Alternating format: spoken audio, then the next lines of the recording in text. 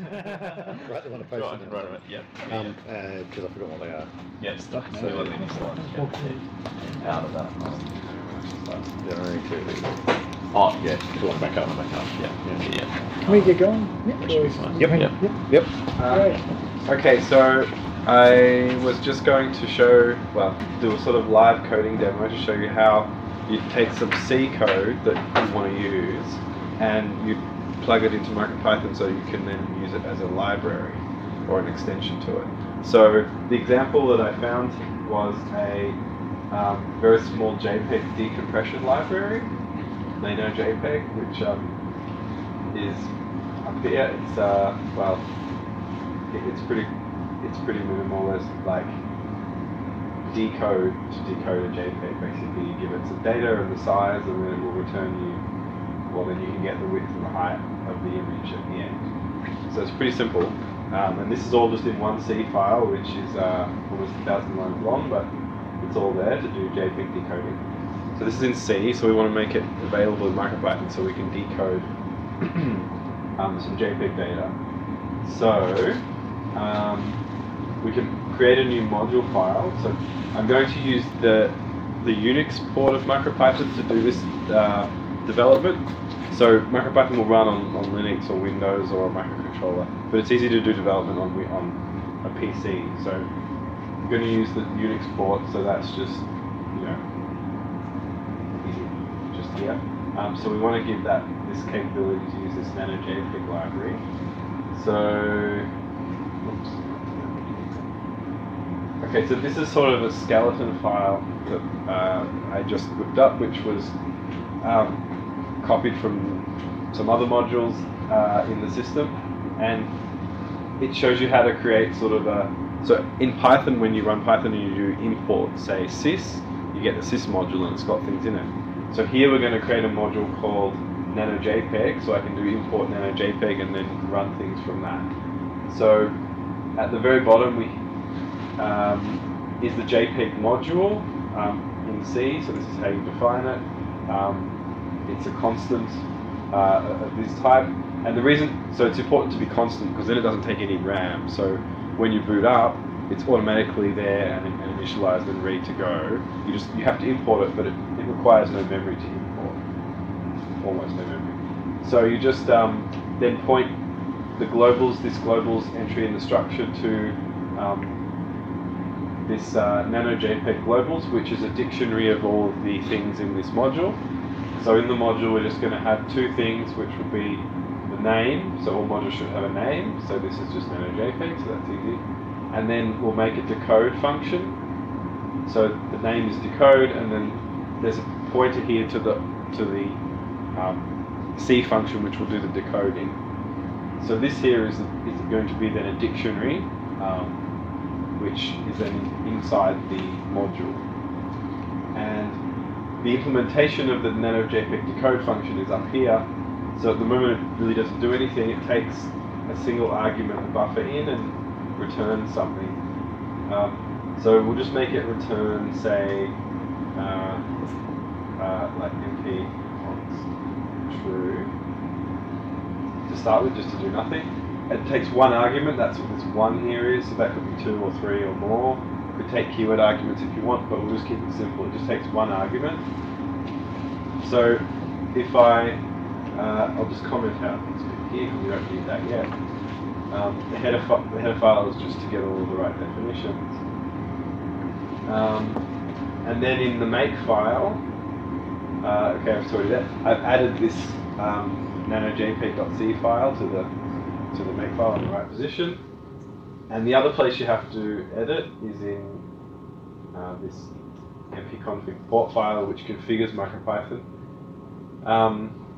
And I've added a declaration of the module here, and then in this macro MicroPy port built-in modules, that lists all the modules available here. But there are other ones listed elsewhere, but these are the specific ones for the port. So here's a line which just sort of inserts the Nano JPEG module into the global list of known modules. So there were 3 things. There's the make file to build it, the actual implementation of Nano JPEG, and then inserting a link to that into the list of known modules. So that's the minimum you need to do. And now if we build it, quicker. Okay, so when we run it, we should be able to import nano JPEG. Okay, and if we do say nano JPEG to see what's in it, it has those things. It also gets class magically. So it's got decode. So nanojpeg.decode is a function in the module, or nanojpeg itself is a module. And if we call that, well, it says we have to give an argument because we said we wanted to give an argument. So let's just give it something, and it returns true. So that's just this thing we implemented then. So it takes one argument and returns true. So we could very easily like return 1 plus the input. So say new object new int from get int. It's not really plus 1. So that's just going to add 1 and return a new integer. So import nano JPEG. Obviously, this is not really a nano JPEG decoder because it's adding 1 to the stuff. You get the, so that's how you can interact with MicroPython. And so what we want to do here is put in some code to actually do the decoding of the JPEG. So maybe instead of writing it all out, I'll just get the thing right. The one you prepared earlier? Prepared earlier. But I'll go through what it actually does. So it's only, what, 15 lines of code. So we've got to extract the buffer and get the pointer. So we're going to be passing in a buffer of data, and we want to get a pointer to the data in that object. So that's what these first 2 lines do. So this object here, I'm expecting it to be a buffer, and I'm going to get the contents of that buffer. It could be a byte array or a string or something else. And it will put the information, the length and the pointer in this buffer object here. So if we just comment this out for a sec, and I'll just so we can say printf, let's see what the buffer was. So the pointer is a length buffer length, and I'm going to return something. That's fine. Okay, doesn't like my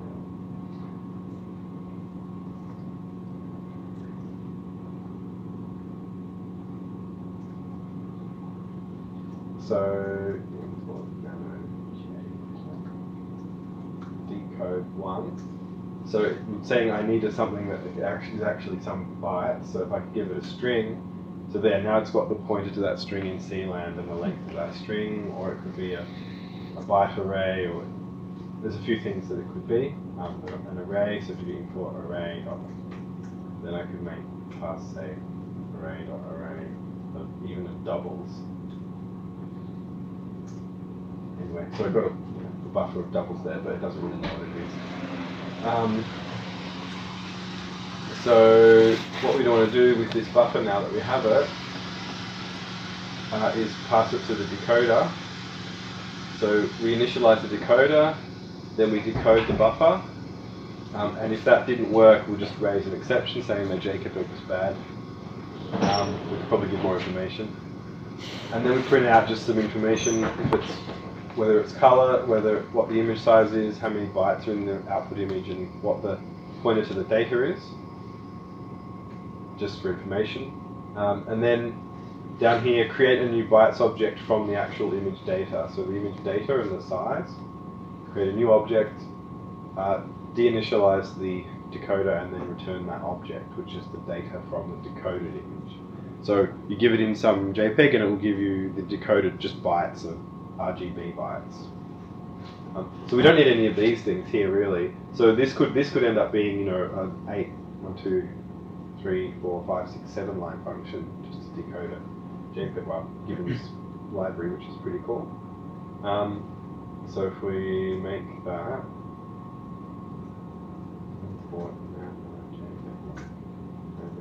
So let's try and decode some garbage. So it's about JPEG. So we need to give it a JPEG. I don't know what the form of JPEG is. I'll never be able to guess, but we need to get a JPEG. So let's open. I actually had this prepared earlier. Oops, that's not JPEG. Or read it in binary mode. So data is f.read, say.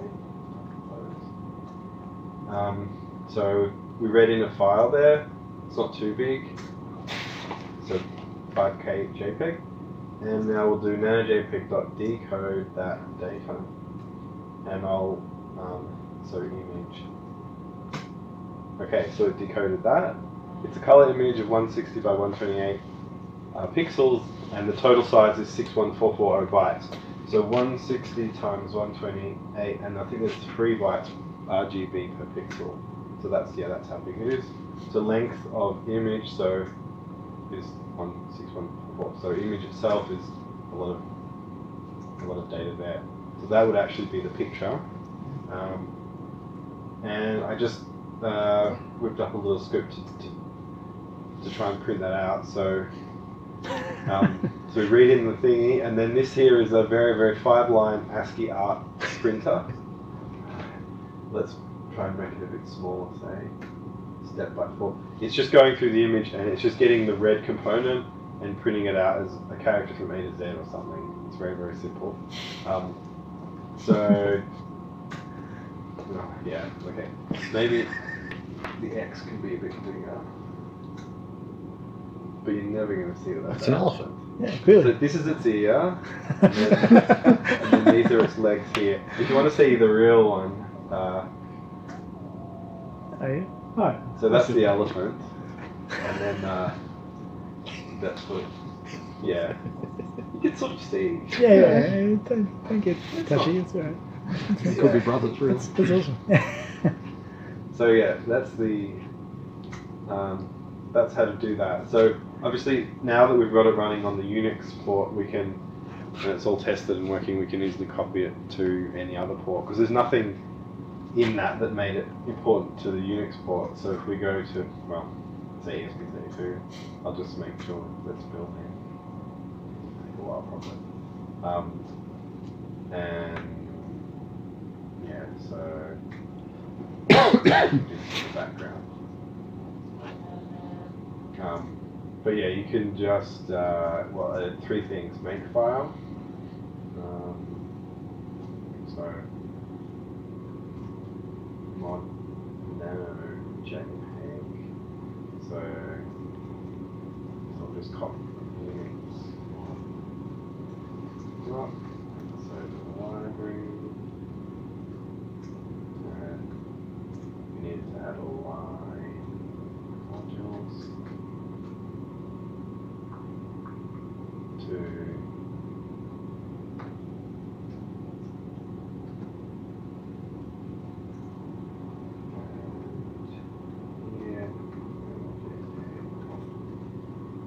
So probably builds, but yeah, the point is it should just work on any other microcontroller now. So yeah. Anyway, any questions? Yeah, lots. So there's a whole bunch of. Yeah, I'm listening. Yeah. Yeah, there's a whole bunch of like macro magic there as well. Yeah. And types that aren't that obvious. Okay. How do you get familiar with those? So you need to. I'll build this in the background.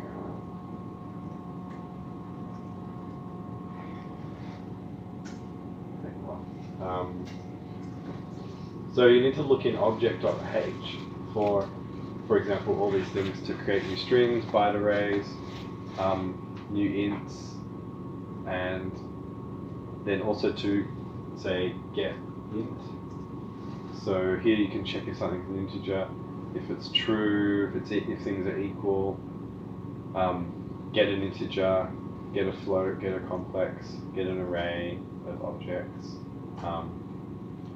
and you can also do, well, you can do lots of operations here. But if you're just working with floats and ints and strings, then you really only need a couple of things: get int, get float, and then new int and new float, and also string get string or string get data.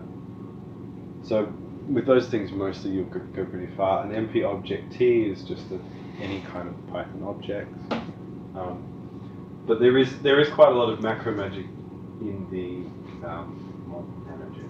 So static is just the static keyword. It can be lowercase, it doesn't matter. And here you're just taking an argument and returning an argument. But at the bottom here, this define constant function object 1. Yeah, there's a bit of macro stuff behind there, but you just copy it, it doesn't really matter. And if you want 2 arguments, you just make it 2, and then you put another argument in here, and put your object second. And then also there's a bit of magic with this define constant dictionary, but and these ROM Q strings things. You kind of just have to copy what's there, and you won't go wrong. But with the So what is the key string? What's the Q string is an interned string, so all the strings are constant and put into flash memory. So these names. So when I've introduced this new word decode or nano JPEG, we put that into read-only memory. We don't want to have that sitting in RAM and wasting RAM. And then this here just evaluates to a number. So decode, and we can see what it is. So build save. Okay, so here's a list of all of the interned strings. So let's see what our nano JPEG. So nano JPEG is here on line 441. So it's probably just expands to a number. It's not 441 because there's a few lines missing here, but it's around that. So nano, this thingy here is just the number 441 or something, which is very easy to just compare for equality. You just check 2 integers, and if they're the same, they must be the same string. So Q strings are just basically integers representing unique strings in the system. So when I do a when I run import nano JPEG, that actually compiles to bytecode, which is import 440, the number 440, and then it knows that that's nano JPEG, and it just goes, do I know any module that has the number 440? And that's just nano JPEG. So the bytecode is optimized. You can see that here, JPEG. So this is the bytecode for that. So import name nano JPEG, but in the actual bytecode, I'm not sure I'll be able to work out which one it is. It's, I think, so that's low constant small at 0, that's low constant none, and then that's import, and then that's the Q string number of nano JPEG, I'm pretty sure. And that will be store nano JPEG, so it's the same thing, B601, B601. So that's repeated twice here. So B601, so OX1B6 is 438, so that's the number of nano JPEG in the system.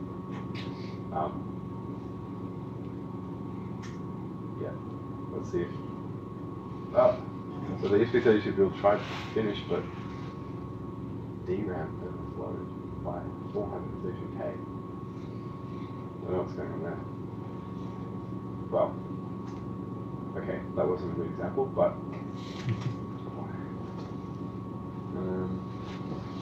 maybe that JPEG code is huge. Okay, well, anyway, that's the Q string story. yeah, cool. That makes a lot of sense. Yeah, if we do,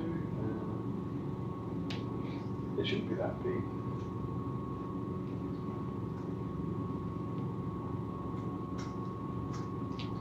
No, it's not. Yeah, it's only. Whoa. Expand. It's big. bunch of lookup tables. It's only 6K of code, but it's 500K of RAM. Whoa. Because it contains the entire elephant picture. Yeah. I don't know what's wrong with that's interesting. But I wonder where. He must have very, very big decoding tables. I didn't look too much into this. So 64 bytes, that's not too bad.